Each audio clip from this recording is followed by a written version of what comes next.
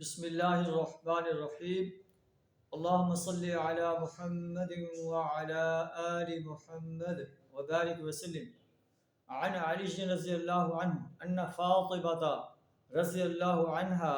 شکت ما تلقى من اثر الرحش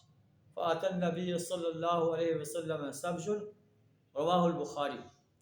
حضرت علی رضی اللہ تعالیٰ عنہ روایت کرتے ہیں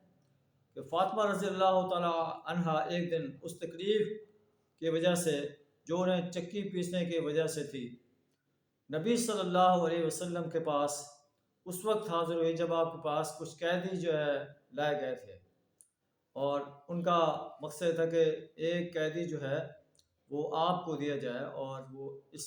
آپ کے ساتھ کام کروائے تاکہ آپ کی تکلیف میں کمی آ جائے۔ لیکن جب وہ نبی صلی اللہ علیہ وسلم کے گھر پہنچے تو آپ کو نہ پایا، اور پھر اپنے آمد کے جو مقصد تھا اس کی خبر عائشہ رضی اللہ تعالی عنہا کو دی۔ جب نبی صلی اللہ علیہ وسلم تشریف لائے گھر میں، اخبرتہ عائشہ بمجیء فاطمہ،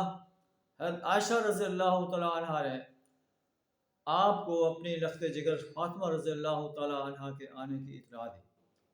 تو نبی صلی اللہ علیہ وسلم جو ہے حضرت علی رضی اللہ تعالیٰ عنہ بیان کرتے ہیں، فجاء النبی صلی اللہ علیہ وسلم الینا، نبی صلی اللہ علیہ وسلم ہماری طرف تشریف لائے، وقد اخذنا مضاجعنا، اور ہم لیٹ چکے تھے، فذهبت لاقوم، علی رضی اللہ تعالیٰ عنہ کہتے ہیں کہ میں نے اٹھنے کی کوشش کی کہ نبی صلی اللہ علیہ وسلم کا استقبال کروں۔ آپ صلی اللہ علیہ وسلم علی مکانکما، اپنے جگہ پر لیٹے رہو۔ فقعد بیننا، نبی صلی اللہ علیہ وسلم ہمارے درمیان بیٹھ گئے۔ پھر آپ نے فرمایا، کیا میں تمہیں اس سے بہتر بات نہ بتاؤں جو تم نے مجھ سے سوال کیا ہے؟ الا اعلمکما خیرا مما سألتمانی، میں اس سے بہتر چیز نہ بتاؤں جو تم دونوں نے مجھ سے سوال کیا ہے، علی رضی اللہ تعالیٰ عنہ اور فاطمہ رضی اللہ تعالیٰ عنہ۔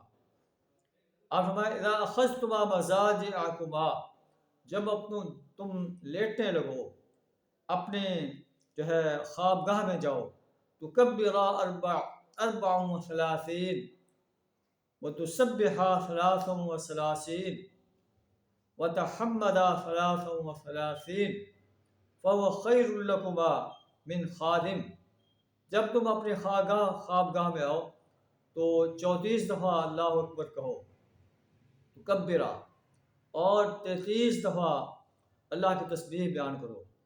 اور 33 دفعہ اللہ کی تحمید بیان کرو، یہ اس خادم سے بہتر ہے جو تم مجھ سے طلب کر رہے ہیں۔ اللہ تعالیٰ ہمیں بھی یہ تسبیحات رات کو سوتے وقت پڑھنے کی توفیق عطا فرمائے۔ وآخر دعوانا الحمد للہ رب العالمین۔